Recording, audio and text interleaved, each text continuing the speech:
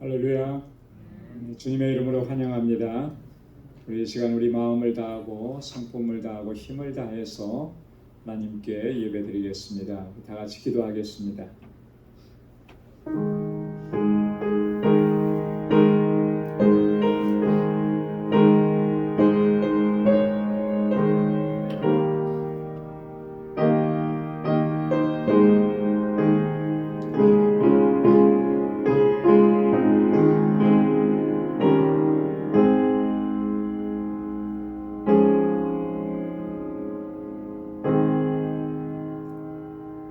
주께서 이르시되 내가 나의 택한 자와 언약을 맺으며 내 종 다윗에게 맹세하기를 내가 내 자손을 영원히 경고히 하며 내 위를 대대에 세우리라 하였다 하셨나이다.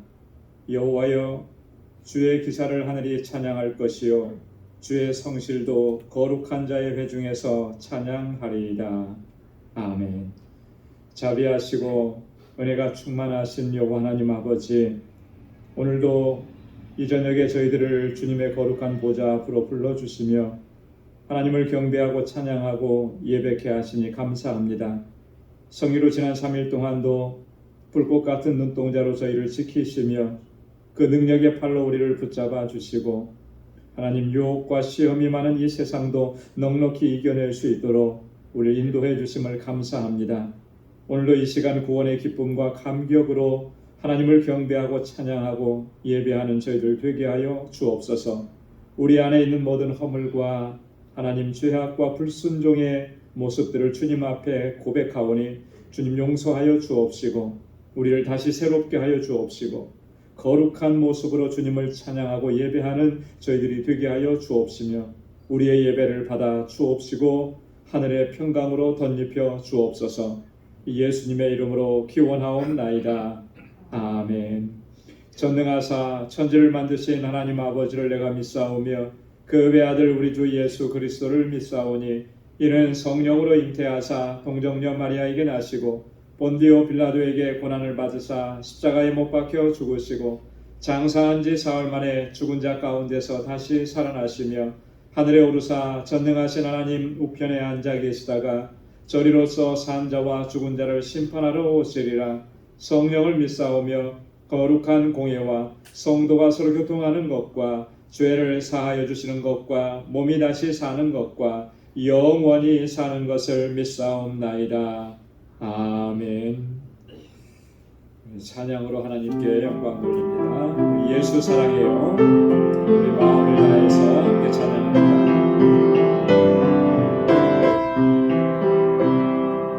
예수 사랑해요. 가슴 앞에 엎드려 경배와 찬양 함께 드리네. 예수 사랑해요.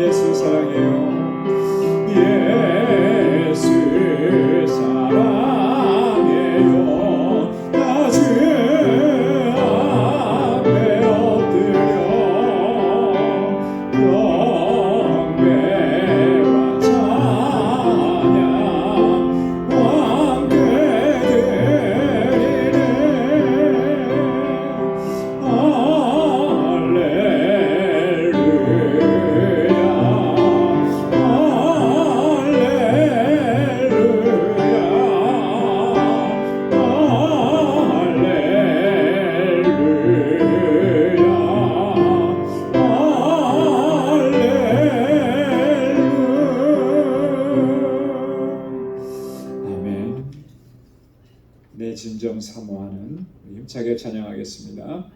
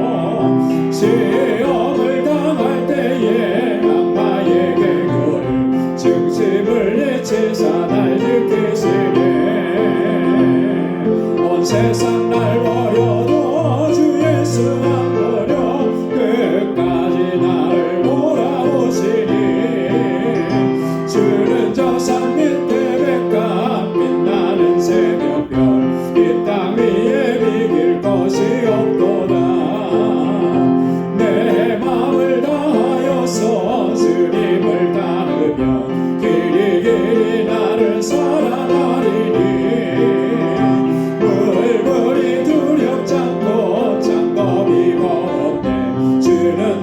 산성 내 맘 계시라 내 영혼 먹이시고 그네 누리고 나 친히 주를 뵙기 원하네 주는 저 산 밑에 백합 빛나는 새벽별 이 땅 위에 비길 것이 없소다 내 맘을 다하여서 주님을 따르며 길이 나를 사랑하리니 물불이 두렵지 않고 장거리가 없네 주는 높은 산성 내 맘 계시라 내 영혼 먹이시는 그네 누리며 나 친히 주를 뵙기 원하네 주는 저 산 밑에 백합 빛나는 새벽별 이 땅 위에 비길 것이 없도다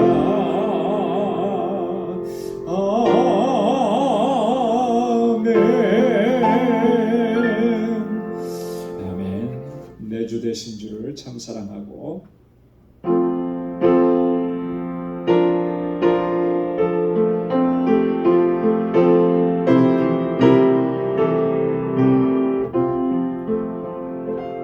내 주 되신 주를 참 사랑하고 꼭 그에게 죄를 다 보아리라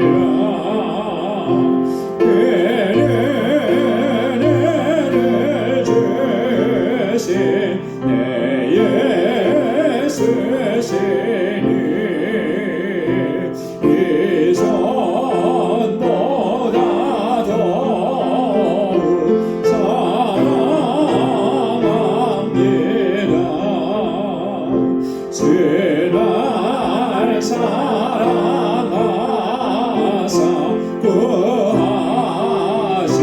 구하시려고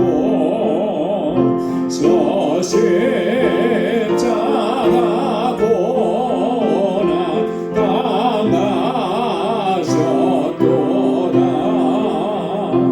그가 시관 세신 내 주의 원이 이전보다 더욱 사랑합니다 내 평생의 힘쓸 그의 분이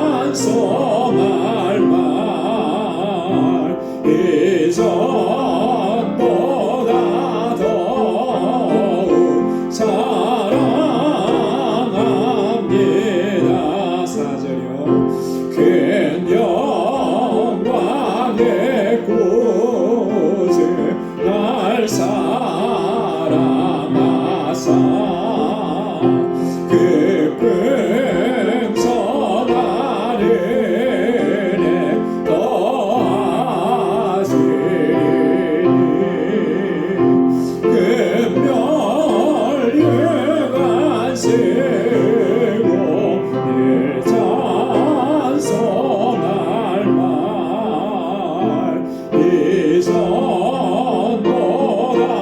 더욱 사랑합니다.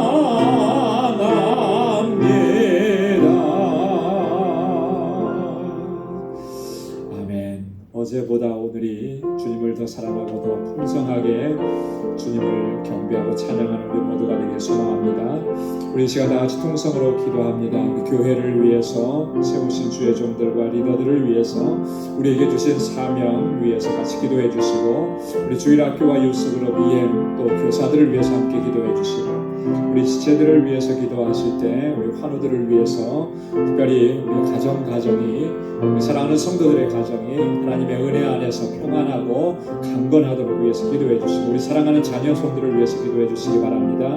우리 선교사님들과 특별히 알라메다 방주교회 우리 사역자들을 위해서 함께 기도해 주시고, 오늘 이 시간 주님 앞에 가지고 나온 간절한 개인적인 기도의 제목 하나님 앞에 아뢰겠습니다. 다 같이 통성으로 기도합니다. 하나님 아버지, 주님의 사랑과 은혜 감사합니다. 아버지 하나님, 저희들을 이렇게 사랑하시고 날마다 은혜 베풀어 주시고 그 은혜 안에서 살아갈 수 있도록 주님 역사해 주심을 감사합니다. 오늘도 아버지 하나님 이렇게 하나님을 경배하고 찬양하며 예배하는 자리로 이렇게 불러주심을 또한 감사합니다. 아버지 하나님, 늘 마음을 다하고 힘을 다하여 하나님 찬양하고 예배하고 아버지 하나님 주님 기뻐하시는 일을 행할 수 있는 저희들 되게 하여 주옵소서. 우리 연약한 마음에 허물과 죄악들이 있습니다. 주님 앞에 고백합니다. 주님 용서하여 주옵시고 주의 강하신 팔로 붙들어 주시고 늘 성령의 충만함 가운데 믿음으로 살아가는 저희들 되게 하여 주시옵소서. 이 시간 저희들 마음을 같이하고 뜻을 같이하여 함께 기도하옵는 것을 주님 세워주신 우리 방주재단이 정말 하나님께서 기뻐하시는 믿음의 공동체, 아름다운 사랑의 공동체로 견고하게 살아가고 이 세대 가운데 주님의 주신 사명을 잘 감당하는 저희들이 되게 하여 주시옵소서. 구원의 방주로 세워서 싸우니 영원 구원의 사명을 온전히 감당하게 하시고 아버지께서 택하신 영혼들을 향하여서 주님의 마음을 품고 나아가는 저희들 되게 하여 주시옵소서. 아버지 하나님, 이를 위해서 세우신 주의 종들과 신실한 하나님의 일꾼들에게 능력과 권능을 던집혀 주시고 아버지 믿음으로 역사하는 종들이 되게 하여 주시옵고 그들의 수고와 헌신을 하나님 받아 주옵소서. 아버지 하나님, 저들의 삶과 사역을 기억해 주시고 은혜로 가득히 채워주시고 주의 능력으로 붙잡아 주시옵소서. 아버지, 특별히 하나님 이곳에서 자라는 어린 신령들과 우리 사랑하는 학생들, 우리 청년들 기억해 주시고 아버지 하나님, 저들이 정말 하나님 잘 경외하고 아버지 하나님 믿음으로 살아내게 하시고 하나님 앞에 귀하게 쓰임받은 일꾼들이 다 되게 하여 주옵소서. 저희를 위해서 수고하고 애쓰는 우리 모든 교사들에게 지혜와 능력과 권능으로 함께 하시고 주의 은혜와 복을 덧입혀 주옵소서. 아버지 하나님, 저들을 말씀으로 양육할 하나님 귀한 종을 저희들에게 속히 보내어 주시옵소서. 하나님, 우리 사랑하는 지체들을 위해서 기도합니다. 연약함 가운데 부어지는 주의 종들의 그 간절한 기도를 하나님 기억하여 주시옵소서. 아버지 하나님, 저들의 아픔과 고통을 기억하시고 주님의 손으로 만져주시고 주님 치료하여 주옵소서. 주 안에서 담대함을 얻게 하시고 아버지 믿음의 용사들로 세워 주시옵소서. 우리 사랑하는 성도들의 가정을 지켜 주옵소서. 아버지 하나님, 악한 마귀가 틈타지 못하도록 주 성령께서 아버지 지켜주시고 불꽃 같은 눈동자로 저희를 보호하여 주옵소서. 이 세대 가운데 하나님 견고하고 든든하게 서는 가정들이 되게 하여 주옵시고 우리 사랑하는 자녀성들을 기억하시사 저들이 정말 믿음으로 온전히 살아갈 수 있도록 은혜 허락하여 주시옵고 우리 사랑하는 성도들의 하나님 허락해 주신 믿음의 기업들로 든든하게 지켜주셔서 하나님께 영광 돌리는 귀한 기업들이 다 되게 하여 주시옵소서. 세계 곳곳에서 주의 복음을 전하는 사랑하는 주의 종들을 붙잡아 주시고 능력으로 역사하여 주옵소서.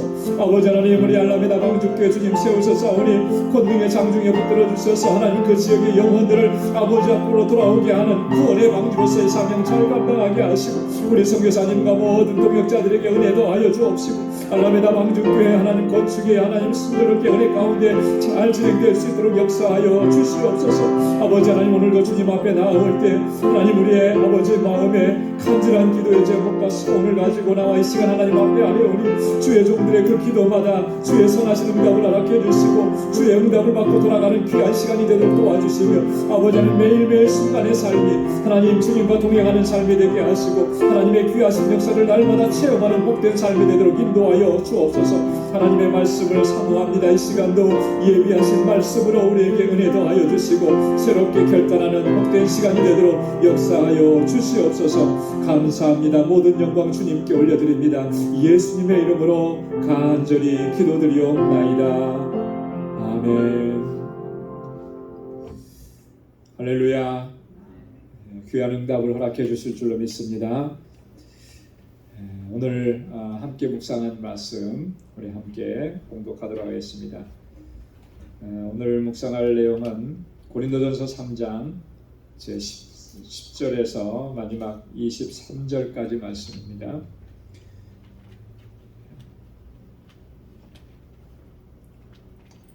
한 절씩 교독하겠습니다. 내게 주신 하나님의 은혜를 따라 내가 지혜로운 건축자와 같이 터를 닦아두매 다른 이가 그 위에 세우나 그러나 각각 어떻게 그 위에 세우기를 조심할지니라. 이 닦아둔 것 외에 능히 다른 터를 닦아둘 자가 없으니 이 터는 곧 예수 그리스도라니.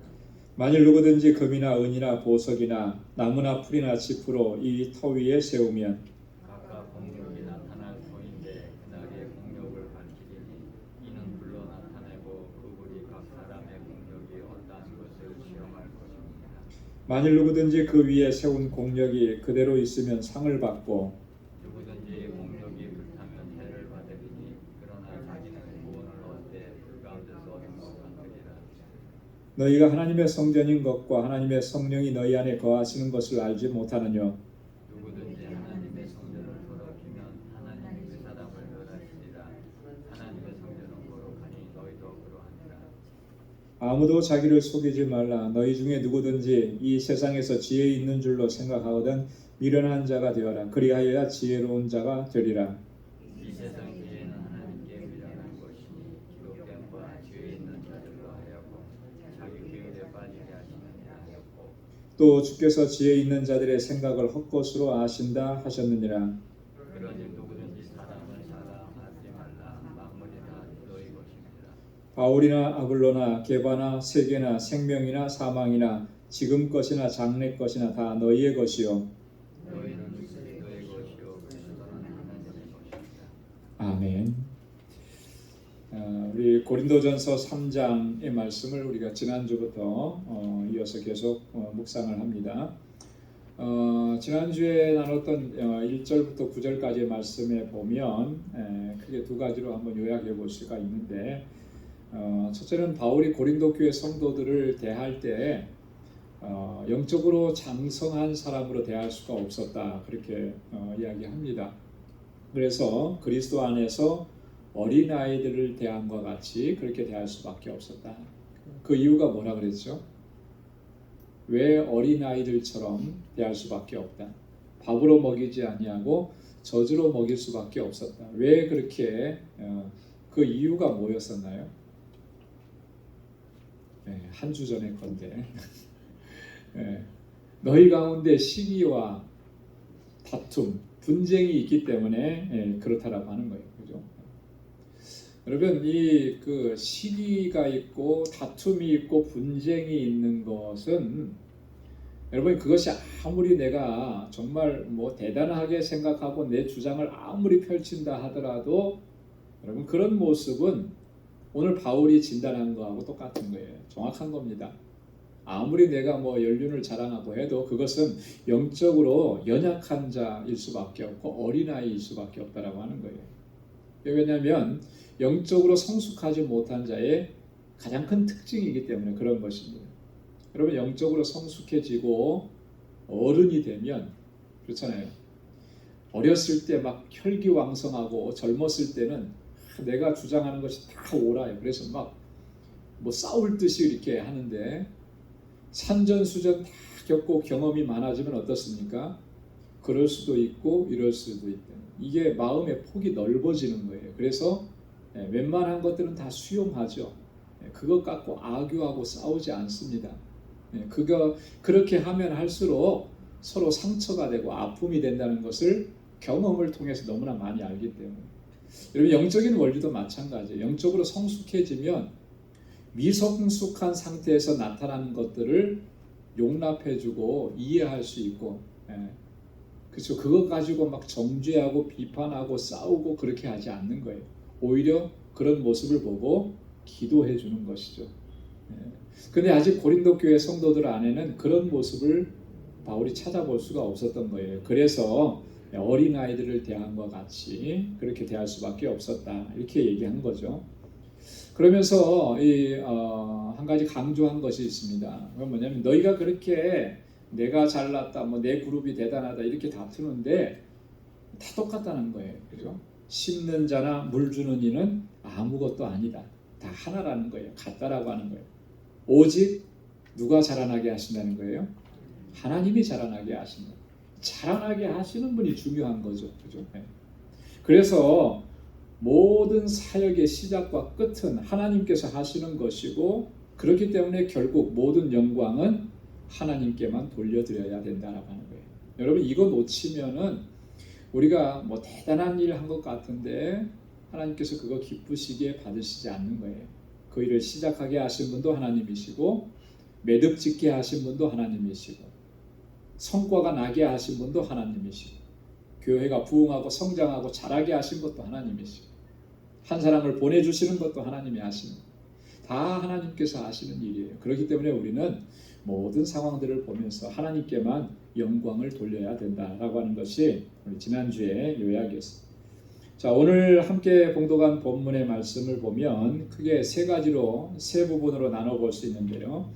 10절부터 15절까지는 지혜로운 건축자와 같이 그렇게 제목을 붙여봤는데 바울이 이 교회를 설명하면서 이 교회 안에서 우리가 어떠한 자세로 섬겨야 하느냐 이 부분을 강조합니다. 그러면서 한 가지 비유를 든 것이 지혜로운 건축자라고 하는 거예요. 자, 그 다음에 두 번째 단락의 16절 17절에서는 아주 중요한 주제를 얘기합니다. 이게 뭐냐면 너희는 하나님의 뭐라고요? 성전이라. 네, 성전이라. 우리는 하나님의 성전이라. 이 교회가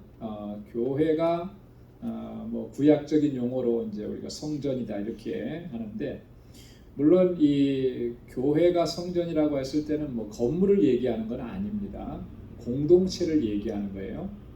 하지만 이 공동체가 성전이지만 또 성도 한 사람 한 사람이 다 하나님의 거룩한 성전이라고 하는 거예요. 그러니까 내가 성전인 것입니다. 여러분 우리가 신앙생활하면서 이것을 명확하게 우리가 이해하고 붙들고 그렇게 하나님을 섬겨야 하는 것이죠. 그 안에 담겨진 뜻이 무엇인가 우리 함께 좀 살펴볼 거고요. 자, 그 다음에 18절부터 23절까지는 하나님의 지혜와 세상의 지혜를 비교합니다. 그러면서 이 세상의 모든 지혜를 하나님께서 다 멸하신다. 헛것으로 돌리신다. 오직 하나님의 지혜만이 이 온 우주 가운데 견고하게 서간다라고 하는 것을 말씀을 합니다. 자, 그러면 우리 처음부터 한번 보겠습니다. 첫 단락이 지혜로운 건축자와 같이. 자, 여기에서는 바울이 이 건축자의 비유를 통해서 그리스도만이 교회의 유일한 터전이다라고 하는 것을 이야기해요. 그리고 그 터 위에 하나님의 교회를 세워가는 모든 교회의 지도자들이 어떤 자세를 가져야 하는지 이것을 강조합니다. 자, 10절 말씀을 우리 다시 한번 우리 한 목소리로 같이 읽어보도록 하겠습니다. 10절이요. 시작. 내게 주신 하나님의 은혜를 따라 내가 지혜로운 건축자와 같이 터를 닦아두매 다른 이가 그 위에 세우나 그러나 각각 어떻게 그 위에 세우기를 조심할지니라. 아멘. 여기에 보면 바울이 그렇게 얘기합니다. 내게 주신 하나님의 은혜를 따라. 바울의 그 사명을 감당하고 사역의 원리는 항상 하나님의 은혜를 따라서예요. 여러분 하나님의 은혜를 따라 이렇게 하는 말은 무슨 의미겠습니까? 항상 하나님께서 나에게 베풀어 주신 그 은혜를 잊지 않고 그 은혜 안에서 모든 사역을 감당한다라고 하는 거예요. 여러분 은혜를 기억하고 그 은혜에 감사하는 마음을 가지면 하나님께서 나에게 어떤 사명을 주시든지 사실 감사하고 기쁜 마음으로 감당할 수가 있어요. 그죠? 근데 은혜를 놓쳐버리면 여러분 그 감사하고 기쁜 마음보다는 억지로 하는 마음이 부득이해서 할 수 없어서 이런 마음이 더 많이 들 거예요. 이거는 참 안타까운 일이에요. 그죠? 하나님께서 우리에게 어떤 일을 맡겨주시고 사명을 주실 때 그 일을 감당하게 하신 것은 또 다른 은혜를 부어주시기 위함이에요. 그죠? 우리를 힘들게 하고 뭐 일할 사람이 없어서 우리를 불러서 그 일을 맡기고 그런 거 아니라는 거죠. 우리에게 은혜 주시고자 지금 받는 은혜보다 더 풍성한 은혜를 누리게 하시고 그 은혜 안에서 살아가게 하시고자 직분도 맡겨주셨고 사명도 맡겨주셨어요. 그래서 하나님의 그 은혜를 생각하면은 그게 무거운 짐이 될 수가 없죠. 기쁨과 감사가 넘쳐나게 되는 거예요. 여러분 바울은 항상 그렇게 사명을 감당했다라고 하는 그런 의미가 되는 것입니다. 그러면서 지혜로운 건축자와 같이 그렇게 얘기해요. 여러분 건축하는 사람이 지혜로워야 되잖아요, 그죠? 이 지혜롭다라고 하는 말은 이런 의미를 포함하고 있을 겁니다. 그 건축에 관해서는 그 탁월한 그런 안목을 가지고 있고 또 어떤 기능적인 면에서도 그 기술을 충분하게 가지고 있는 사람, 그 사람을 지혜로운 건축자라 이렇게 얘기하겠죠. 뭐 이렇게 우리 주변에도 건축 일에 종사한다는 사람 많이 있습니다, 그죠? 또 멕시코에 우리 알라메다 방주교회 건축하는데 그 선교사님이 그런 얘기 하더라고요. 다 건축한대요. 자기도 건축하고 뭐 한다 그러는데 하나는 뭐냐면 믿을 수가 없다는 거예요. 집에서 조그만 담 하나 쌓은 거 그거 쌓으면서 자기는 건축한다 그런다는 거예요. 그래서 그 사람이 진짜로 어떻게 하는 모습을 보기 전까지는 믿을 수가 없다. 아마 자기 집을 가지고 계신 분들이 집을 수리하는 그런 일들을 하셨을 때 사람을 불러서 이렇게 일을 맡겨보고 뭐 잘하는 사람도 있었겠지만 또 엉터리 같이 일하는 사람도 아마 경험을 해보신 분들이 있을 거예요, 그죠? 그 일에 대해서 잘 모르고 경험이 없고 기술이 없으면 그런 일들이 일어나게 되는 거예요. 바울이 여기서 지혜로운 건축자와 같다라고 하는 것은 그런 의미예요. 그 집을 건축하고 건물을 건축할 때 그런 기술과 능력도 충분하게 갖추었고 또 재료를 선택할 때 그 재료를 선택하는 안목도 다르고 분명하고 뛰어나고 그런 모습이라고 하는 거예요.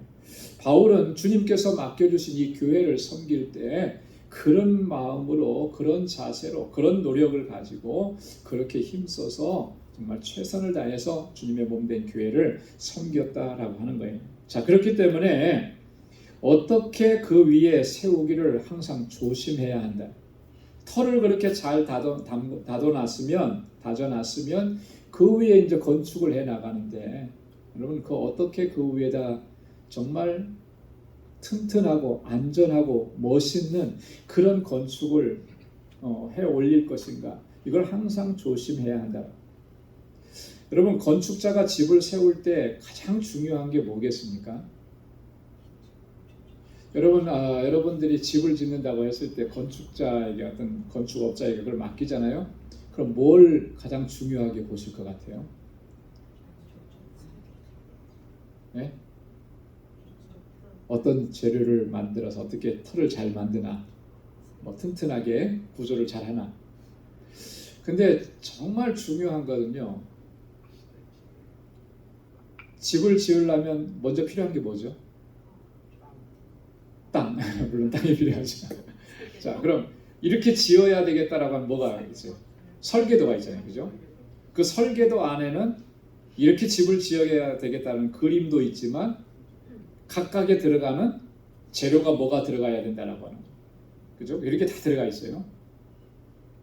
집을 잘 짓는다라고 하는 사람, 정말 훌륭하게 집을 짓는다라고 하는 사람은 그 설계도에 따라서 정확하게 집을 짓는 사람. 짓다 보니까 이게 설계도가 이게 아닌 것 같아서 건축하는 사람이 자기 마음대로 그걸 변경하고 그러면 문제가 심각해지죠. 나중에 허가 받을 때도 허가를 못 받아요. 왜요? 허가를 내주는 사람은 뭘 보고 허가를 내주죠? 설계도대로 설계도를 허가해 줬으니까 설계도대로 집을 졌느냐 이걸 보는 거예요. 마찬가지예요. 영적인 원리도 우리가 주님의 몸된 교회에서 어떤 곳에서 어떻게 섬김을 받도록 부르심을 입었는지 각자가 다 다양하지만 중요한 것은 우리를 그 자리에 세우실 때 하나님께서는 우리에게 설계도를 주신 거예요. 그 설계도가 뭐겠습니까? 하나님의 말씀이죠. 말씀. 그래서 말씀을 붙잡고 이 내게 주신 직분과 사명을 감당해야 하는 것입니다. 이게 중요한 거예요. 그리고 주님께서 섬기셨던 그 본을 따라서 섬김의 자세로 헌신하는 것. 이 두 가지만 있으면 돼요. 얼마나 잘했느냐, 얼마나 멋지냐, 이게 하나님께서 보시는 관점이 아니에요.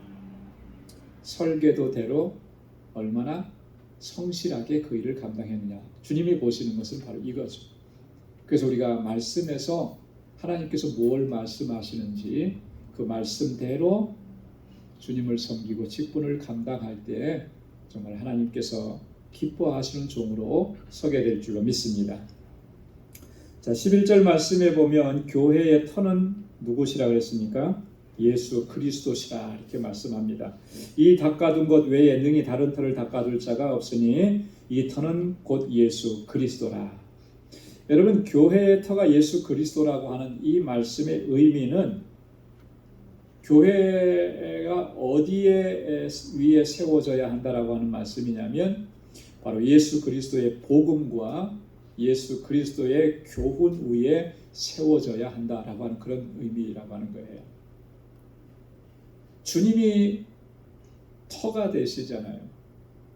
주님의 교훈과 주님의 말씀과 그것이 교회를 지탱하는 기둥이고 힘인 것입니다. 이거 놓쳐버리면 터가 부실해지면 아무리 멋진 건물을 세워놔도 금방 무너지잖아요. 교회도 마찬가지예요. 교회가 복음의 진리 안에 바로 서 있지 않으면 교회가 금방 무너집니다. 사탄은 얼마나 교회를 무너뜨리려고 그렇게 수단과 방법을 가리지 않는다. 그러니까 바울이 강조하고 계속 강조했던 것이 이 부분이에요. 복음을 붙잡으라. 내가 전해준 복음을 붙잡아야 된다. 그래야 교회가 든든하게 서가고 여러분들의 신앙이 바로 서가게 된다. 그래서 갈라디아서 1장 7절로 8절에 이 갈라디아 교회를 위협했던 그 세력을 아주 바울이 바로 보면서 이렇게 교훈한 거예요. 여러분, 갈라디아서 1장 7절로 8절 한번 같이 읽어보겠습니다. 시작. 다른 복음은 없나니 다만 어떤 사람들이 너희를 요란케 하여 그리스도의 복음을 변하려 함이라. 그러나 우리나 혹 하늘로부터 온 천사라도 우리가 너희에게 전한 복음 외에 다른 복음을 전하면 저주를 받을지어다. 여러분, 이게 얼마나 중요한 문제면 다른 복음을 전하면 저주를 받을지어다. 바울이 그렇게까지 얘기를 했겠습니까? 자, 그런데 보니까 어떤 사람들이 너희를 요란케 한다. 요란케 한다라고 하는 말은 혼란케 한다라고 하는 말이에요. 그리스도의 복음을 변하게 한다라고 하는 거예요. 바울이 가서 예수 그리스도의 복음을 전했는데 그것을 혼란스럽게 만드는 거예요. 당시에 바울은 누구를 두고 이런 말을 했냐면 당시에 이 교회 안에 들어온 유대 율법주의자들을 지칭해서 이렇게 말을 한 겁니다. 대표적으로. 물론 그 외에 다른 또 이방 종교들의 영향도 있지만 대표적인 게 그거예요. 예수 그리스도를 믿음으로 말미암아 구원 얻는데 이것을 잠깐 틀어버리는 거예요. 율법주의자들이 찾아와서 뭐라 하는 거예요? 그리스도를 믿는 그 믿음으로만 구원 얻는 게 아니고 율법도 행해야 되고 할례도 받아야 되고. 자, 그러니까 그런 전통 아래에서 자랐던 유대인들은 흔들릴 수밖에 없는 거죠. 이렇게 해서 교회를 자꾸 흔들어 버리려고 하는 이런 세력이 있었기 때문에 바울이 이렇게 단호하게 얘기한 거예요. 여러분, 항상 말씀을 붙잡고 주님의 주신 복음을 붙잡고 또 그렇게 우리 교회를 섬겨가는 또 우리의 믿음의 생활을 걸어가는 우리 모두가 될 수 있기를 주님의 이름으로 축원합니다. 자, 12절부터 15절까지는 공력을 시험하는 불에 대한 이야기가 나옵니다. 근데 12절에 보니까 건축에 들어가는 재료들을 쭉 설명을 해요. 만일 누구든지 금이나 은이나 보석이나 나무나 풀이나 짚으로 이 터 위에 세우면, 자, 이 터는 뭐라 그랬죠? 예수 그리스도라 그랬죠. 자, 이 터 위에 무엇으로 집을 짓는가 봤더니 어떤 사람은 금이나 은이나 보석으로 집을 지어요. 또 어떤 사람들은 나무나 풀이나 짚으로 이 터 위에 세운다. 자, 무슨 차이가 있을까요? 차이는 분명히 명확하죠. 금은 보석으로 지은 집 대단하죠, 그죠? 아주 화려할 것 같아요. 근데 바울이 여기서 화려함을 이야기하는 게 아니에요, 그죠? 화려함을 얘기하는 게 아니고 견고하고 영속적인 것, 변하지 않는 것을 이야기하는 거예요. 자, 나무나 풀이나 집 어떻습니까? 이건 약하고 임시적인 것들이에요. 그죠? 짚으로 지은 집, 예전에 우리나라는 초가집으로 지붕을 올리기도 했고요.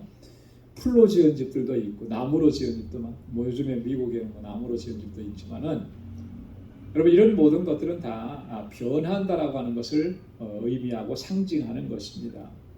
자, 그러면 바울이 왜 이런 표현을 비유를 썼을까? 도대체 그러면 금과 은과 보석으로 지은 집은 견고하고 영속적인 것이라고 그랬는데 그게 의미가 뭘 가리키는 것일까요? 여러분 견고하고 변하지 않고 영속적인 것 그건 뭐겠습니까? 변하지 않는 것 하나밖에 없죠, 그죠? 이 세상에 변하지 않는 것은 하나님의 말씀이고 하나님의 지혜인 거예요.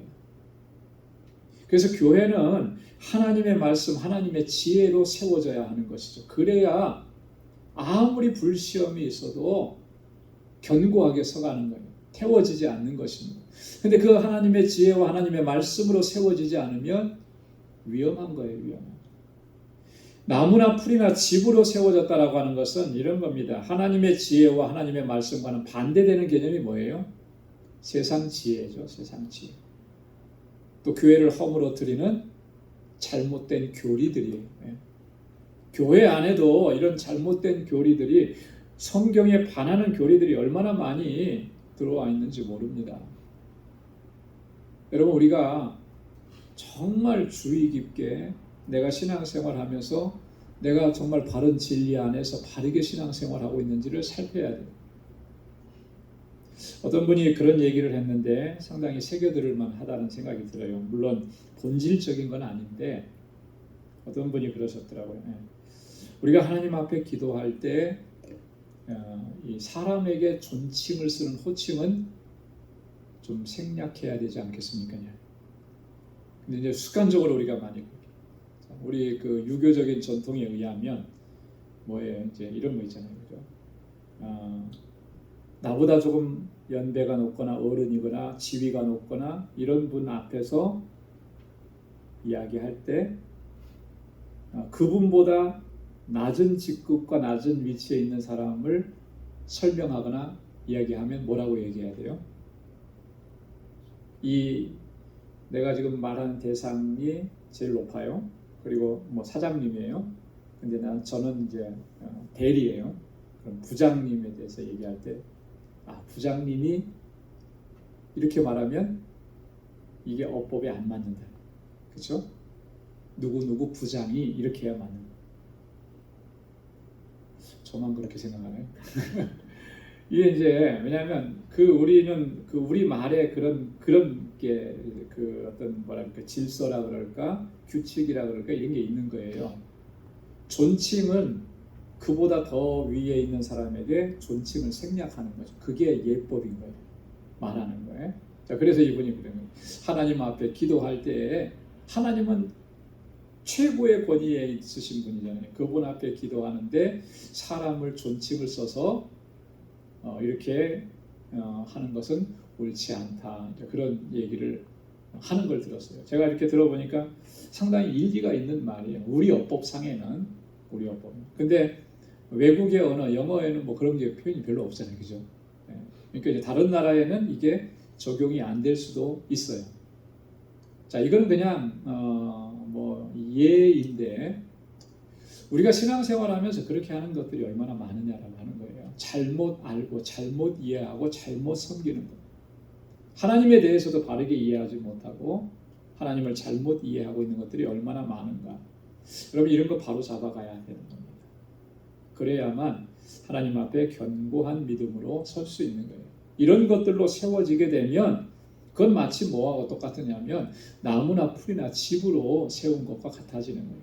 마지막에 불로 시험하는 때가 오면 다 무너져 내리고 타버리게 된다라고 하는 거죠. 13절에 보니까 그 공력을 무엇으로 시험하느냐 그랬냐면 불로서 시험한다 그랬습니다. 각각 공력이 나타날 터인데 그날이 공력을 밝히리니 이는 불로 나타내고 그 불이 각 사람의 공력이 어떠한 것을 시험할 것이니라. 집을 짓는 그 여기서 공력이라고 하는 말은 노력의 정도를 의미하는 거죠. 노력하는 거. 자, 집을 짓는데 어떻게 노력을 했느냐, 어떤 집을 졌느냐 성과에 초점이 맞춰져 있는 게 아니고 그 집을 어떤 노력으로, 어떤 수고로, 어떤 재료로 이렇게 했느냐라고 하는 것을 시험하는 때가 분명히 온다라고 하는 거예요. 그때 그 시험에 견딜 수 있느냐, 견딜 수 없느냐가 판명이 된다라고 하는 거예요. 자, 그런데 여기서 중요한 초점은 뭐냐면 이 앞에서 12절에서 뭘 쭉 얘기를 했습니까? 얼마나 노력을 했느냐 이거 강조한 게 아니고 뭐에 대해서 얘기를 했죠? 재료에 대해서 얘기했죠. 그죠? 금이나 은이나 보석, 나무나 풀이나 치 이건 재료예요. 자, 그렇기 때문에 여기서 말하는 공력이라고 하는 것은 이런 의미입니다. 얼마나 수고하고 집을 짓느라고 노력했느냐 이 의미보다는 어떠한 재료를 선택했느냐 여기에 포커스가 맞춰져 있는 거예요. 여러분 이게 굉장히 중요한 겁니다. 우리의 믿음의 집을 지어갈 때도 어떠한 재료로 우리의 믿음의 집을 짓고 있느냐라고 하는 것이 굉장히 중요한 거예요. 변하지 않는 영원한 하나님의 지혜와 하나님의 말씀으로 내 믿음의 집을 지어가고 있느냐, 아니면 변하고 없어지고 불에 타버릴 것으로 내 믿음의 집을 지어가고 있느냐. 어떻게 보면은 이 나무나 풀이나 집으로 지은 집이 더 멋있어 보이고 사람의 관심을 끌 수도 있을 거예요. 요즘에는 그렇죠? 나무로 지은 집들이 상당히 인기도 좋고, 어제 미네와스카 갔는데 없던 건물이 하나 생겼잖아요. 비지터 센터가 하나 생겼는데 여러분 안에 들어가 보니까 향기가 얼마나 좋아요, 그죠? 나무 향이 그대로 나더라고요. 너무너무 좋더라. 겉으로 볼 때는 좋아 보일 수 있어요. 근데 거기에 불이 붙으면 어떻게 되겠습니까? 나무니까 금방 타버리는 거예요. 쉽게 타죠. 쉽게. 여러분 우리의 신앙생활이 내가 과연 정말 영원한 하나님의 지혜 말씀에 의지해서 그렇게 짓고 있느냐, 아니면 세상적 지혜로 잘못된 교리로 그렇게 집을 지어가고 있느냐, 이건 엄청난 차이가 나는 거예요. 그래서 여러분 우리가 이 마지막에 불로 시험할 때는 그런 것들을 시험하게 된다라고 하는 거죠. 그래서 우리가 항상 진리의 말씀 안에서 나를 세워가고 주님의 몸된 교회를 세워가기를 늘 힘써야 하는 것입니다. 자, 시험의 결과가 14절 15절에 나옵니다. 시험의 결과는 자 보십시오. 14절 15절에 보니까 만일 누구든지 그 위에 세운 공력이 그대로 있으면 상을 받고 누구든지 공력이 불타면 해를 받으리니 그러나 자기는 구원을 얻되 불 가운데서 얻은 것 같으리라. 자, 공력이 그대로 있으면 이게 무슨 말이죠? 불에 타지 않으면, 그죠? 그대로 그 불을 견디어내면 뭘 받는다는 거예요? 상을 받게 되고, 그러나 공력이 불타버리면 해를 받게 될 것이다. 그러나 자기는 구원을 얻는다. 불 가운데서 얻는 것 같을 것이다. 여러분 여기서 말하는 이 상이라든지 해를 받는다라든지 이런 것은요, 우리의 구원에 관한 문제를 이야기하는 것은 아닙니다. 구원에 관한 문제라기보다는 구원 이후에 우리에게 주어질 것들에 관한 그런 이야기인 거예요. 상을 받는다라고 하는 거예요. 여러분 상과 구원은 개념이 다른 거죠? 같은 겁니까? 다른 거예요. 구원은 여러분 어떻게 우리가 구원을 얻죠? 무엇으로 말미암아 구원을 얻는 거예요? 믿음으로 말미암아 구원을 얻는 거예요. 그죠? 믿음 외에는 구원 얻을 길이 없어요. 우리가 수고하고 애쓰고 노력하는 거, 그게 구원의 조건이 될 수는 없는 겁니다. 그게 구원의 조건이 된다고 생각하면 그 사람은 행위 구원자예요. 그 행위 구원은 처음부터 이단이었습니다. 그죠? 행위로서는 구원을 얻는 게 없어요. 얻을 수가 없어요. 오직 예수님의 행위라고 하면 예수님의 행위죠. 십자가에서 우리의 죄인들을 위해서 우리 죄를 대속하시기 위해서 죽으신, 십자가를 지신 주님의 행위만, 그것이 나를 위한 것이라는 것, 이 믿음을 보시고 구원에 이르게 하시는 거거든요. 그러면 행위는 뭐예요? 행위는 구원받은 자의 삶을 이야기하는 거예요. 구원의 은혜에 감사해서 살아가는 삶의 모습을 의미하는 것입니다. 그것은 여기서 말하는 상을 의미합니다. 그래서 성경에 보면 상에 대한 이야기가 참 많이 나와요. 상급에 대한 이야기가. 충성된 종들에게 주어지는 상급. 마태복음 25장에 보면 5달란트, 2달란트 받았던 자들에게 주시는 상급. 마태복음 5장 12절에 보면 예수님께서는요, 팔복에 대한 말씀을 마무리하시면서 결론을 이렇게 했습니다. 기뻐하고 즐거워하라. 하늘에서 너희 상이 큼이라. 너희 전에 있던 선지자들을 이같이 핍박하였느니라. 뭘 얘기하는 것이냐면 예수님 때문에 핍박받고 의를 행하다가 고난을 당하고 환난을 당하면 기뻐하라는 거예요. 왜 기뻐하라 그랬습니까? 하늘에서 너희의 상이 큼이라 그랬습니다. 하나님께서 주시는 상급이 분명히 있다라고 하는 거예요. 그래서 이 공력이 그대로 있으면 상을 받지만, 그러나 공력이 불에 타면 해를 받는다. 이 해를 받는다라고 하는 이 말은 그런 거죠. 이 형벌을 의미하는 것이 아니라 이것은 상급이 없음을 의미하는 것입니다. 상급이 없다. 공력이 다 불에 타버렸는데 그 상급이 있을 수가 없는 거 아니겠습니까? 자, 그래서 여기 보면은 해를 받지만 그러나 자기는 구원을 얻되 불 가운데서 얻으리라. 무슨 말씀이에요? 구원은 받지만 어떻다는 겁니까? 불 가운데서 얻은 것 같아요. 불에 다 타버리고 나면 아무것도 없는 것과 같은 그런 이치로 그런 상황에 처하게 될 것이다 라고 하는 것을 이야기하는 것입니다. 자, 그 다음에 우리 16절과 17절에서는 하나님의 성전이다. 우리는 이 부분을 강조합니다. 16절에 보니까 너희가 하나님의 성전인 것을 너희가 알지 못하느냐 그랬습니다. 하나님의 성령이 너희 안에 거하시는 것 알지 못하느냐. 여러분, 우리를 가리켜서 하나님의 성전이라 그랬잖아요. 여기서 말하는 이 성전의 그 의미, 이것은 이 구약시대의 성전을 이렇게 보면 성전이라고 했을 때 두 가지 의미를 가지고 있어요. 뭐냐면 여러분, 이 구약 그 솔로몬이 지은 성전은 건물만 있는 것이 아니고 건물의 주변까지 다 해서 다 포함해서 성전이라 이렇게 얘기합니다. 그래서 이 헬라어로는 히에론이라 그래요. 히에론. 그래서 우리 아마 어디죠? 랭캐스터에 갔을 때 우리 성막 관람을 한번 했던 적이 있죠. 가보셨던 분 있을 거예요. 그러면 성막에 이렇게 성막을 쳐놓고 또 성막 안에 뜰도 있고 바깥에 담도 이렇게 쳐놨잖아요.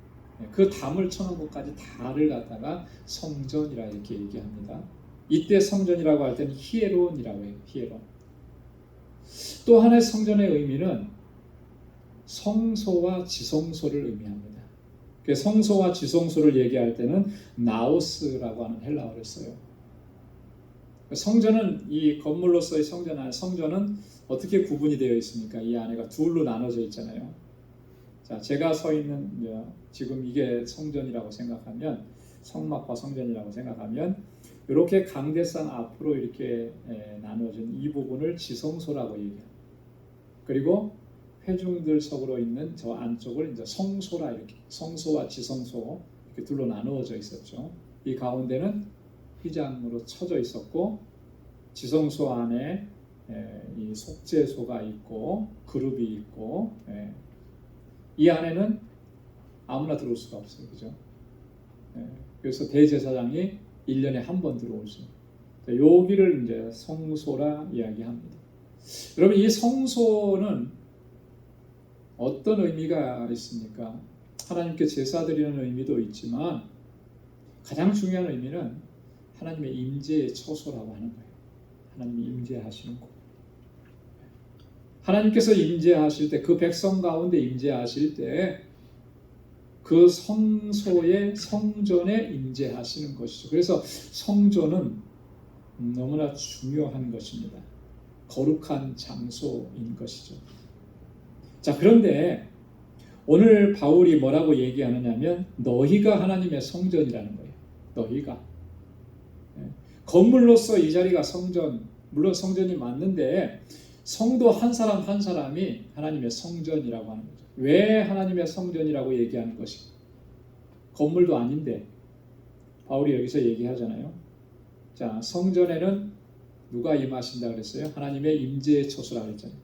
마찬가지로 우리 성도들 한 사람 한 사람의 심령 가운데 누가 내주에 계시는 거예요? 성령께서 내주에 계시는 거예요. 바울이 그래서 그런 거예요. 하나님의 성령이 너희 안에 거하시는 것을 너희가 알지 못하느냐. 우리가 성전인 이유는 성령께서 우리 안에 거하시고 내주하시기 때문에 성도 한 사람 한 사람이 성전이 되는 거예요. 성전이. 성령이 거하시지 않는다면 그 사람을 성전이라고 얘기할 수가 없는 거죠. 자, 고린도전서 6장 19절에서도 바울이 같은 말씀을 했거든요. 너희 몸은 너희가 하나님께로부터 받은 바 너희 가운데 계신 성령의 전인 줄을 알지 못하느냐. 너희는 너희 것이 아니니라. 여러분 너무나 중요한 말씀입니다. 여기에 보면 우리의 몸은 예전에 우리 그랬습니다. 옛날 어르신들이 신체 발부 수지 부모, 그죠? 많이 들어보셨죠? 무슨 말이냐면 우리의 신체 모든 것들 머리끝부터 발끝까지는 다 누구로부터 받은 거예요? 부모님으로부터 받은 것이다. 그러면 내 몸은 내 몸이 아니고 부모님의 몸인 거예요. 부모님의 것. 뭐 이런 비유가 적당할지 모르겠지만 여기서 얘기하는 게 그거예요. 너희 몸은 너희 것이 아니라 마음대로 할 수 있는 게 아니라는 거죠. 하나님께로부터 받은 거예요. 하나님께로부터 난 거예요. 그리고 우리 안에 성령이 거하셔서 성령의 전이라고 하는 거죠. 여러분 이거 우리가 신앙생활 할 때 정말 명심해야 됩니다. 그래서 우리가 몸으로서도 생각으로서도 함부로 해서는 안 되는 거예요. 함부로 할 수가 없어요. 그거는 내가 내 몸을 함부로 하고 내 생각을 함부로 한다라고 하는 것은 결국 뭐예요? 결국 그것은 하나님의 성전을 더럽히는 것이에요. 하나님의 성전을 더럽히면 여러분 어떻게 되겠습니까? 하나님께서 그걸 어떻게 보시겠어요? 예수님께서 이제 마지막 그 고난주간을 지내시기 위해서 예루살렘 성전에 올라가셨을 때 가장 먼저 하셨던 일이 뭐냐면 성전을 청결하게 하시는 일이었습니다. 성전을 더럽힌 거죠. 온갖 잡상인들이 성전 안에 들어와서 돈 받고 양 받고 그게 다 당시의 종교 지도자들인 제사장들의 그런 어떤 계획과 이런 그 관리하에서 그런 일들이 이루어졌던 거예요. 예수님께서 얼마나 정말 화가 나셨으면 만민이 기도하는 집을 강도의 구렬로 만들었다. 채찍으로 다 쫓아내시고 성전을 청결하게 하셨잖아요. 하나님의 전은 거룩하고 깨끗하게 구별돼야 해요. 우리 한 사람 한 사람이 성전이라고 했을 때 마찬가지인 거예요. 자, 그래서 17절에 보면 이렇게 말씀합니다. 누구든지 하나님의 성전을 더럽히면 하나님이 그 사람을 멸하시리라. 하나님의 성전은 거룩하니 너희도 그러하니라. 할렐루야. 하나님의 성전을 더럽히면 어떻게 된다고요? 그 사람을 멸하시리라 그랬습니다. 그래서요, 이 공동체를 회방하고 공동체를 분열을 조장하고 공동체가 깨어지게끔 만드는 그런 위기 상황을 만들어가고 이런 것들은 다 여러분 이 성전을 더럽히는 행위입니다. 여기서 더럽힌다라고 하는 말은 그 원어의 의미하면 파괴시키고 부패시킨다라고 그런 뜻이에요. 파괴시키는. 여러분 교회 공동체를 파괴시키고 분쟁을 일으키는 거, 분열을 조장하는 거 이게 얼마나 하나님 앞에서 심각한 죄인 거 여러분 이거 분명히 우리가 기억을 해야 하는 것입니다. 오늘날에는요 교회가 분쟁 가운데 휩싸여서 막 이렇게 나눠지고 싸우고 이걸 별로 대수롭지 않게 생각을 해요. 그런 일들이 하도 많이 일어나니까 정말 무서운 현상인 거예요. 결코 그런 일이 교회 안에 있어서는 안 되는 거죠. 분쟁하고 싸우고 다투고 이렇게 서로 막 이렇게 서로를 비난하고 욕하고 이러는 것들이 거룩한 주님의 몸을 훼손시키는 거예요. 그렇게 한 것에 대해서 하나님은 분명히 경고하셨죠. 바울을 통해서 오늘 하나님이 그 사람을 어떻게 하실 거라고요? 멸하실 것이다. 공동체만 그러냐면 아니에요. 우리 한 사람 한 사람 개인이 하나님 앞에서 성전으로 서는데 오늘 우리가 우리를 거룩하게 지켜가지 않으면 우리도 마찬가지인 거예요. 하나님의 성전이 거룩한 것처럼 너희도 그러하니라 그랬잖아요. 여러분 이것은 바울이 지금 고린도 교회에서 나타난 현상만 보고 그렇게 경고하느냐면 그런 게 아니고 이미 하나님께서는 율법을 통해서 이스라엘 공동체 안에서 경고도 하셨던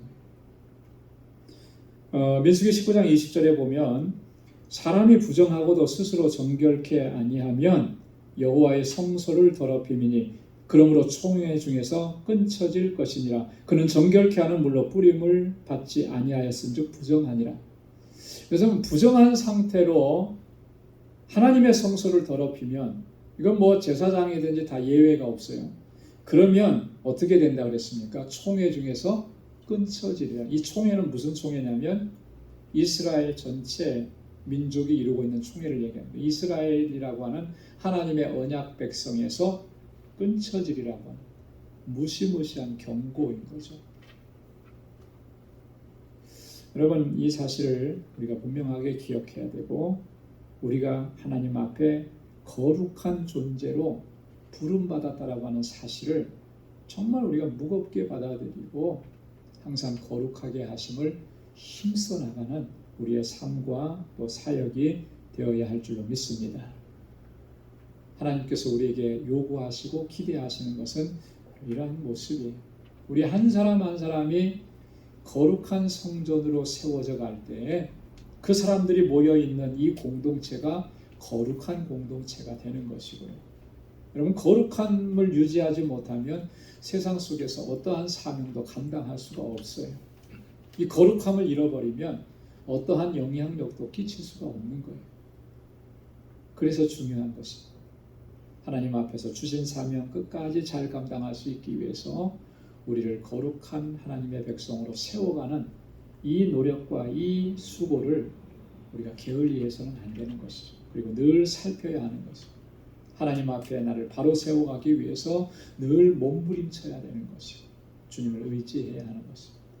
그래서 우리 한 사람 한 사람 거룩한 성전이 되고 우리 방주교회가 하나님 보시기에 기뻐하시는 그러한 공동체로 서서 주신 사명을 잘 감당할 수 있기를 주님의 이름으로 축원합니다. 오늘은 여기까지 하고요. 18절부터는 다음 주에 이어서 하도록 하겠습니다. 잠시 기도하겠습니다. 거룩하신 아버지 하나님 감사합니다. 오늘도 저희들을 사랑하시고 또 은혜 가운데 불러주시고 이렇게 하나님을 찬양하고 함께 마음을 같이해서 기도하게 하시고 하나님의 귀한 말씀으로 또 우리의 심령 가운데 들려주시니 감사합니다.